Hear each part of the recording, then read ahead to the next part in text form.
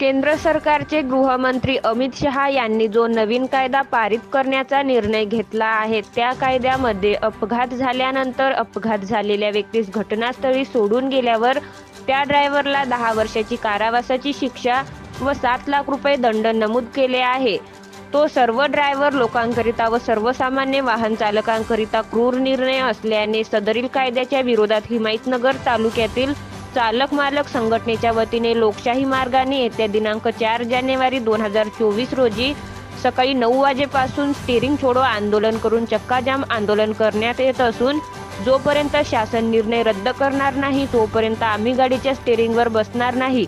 या संदर्भात हिमायतनगर तहसीलदार व पोलीस निरीक्षक यांना यावेळी निवेदन देण्यात आले.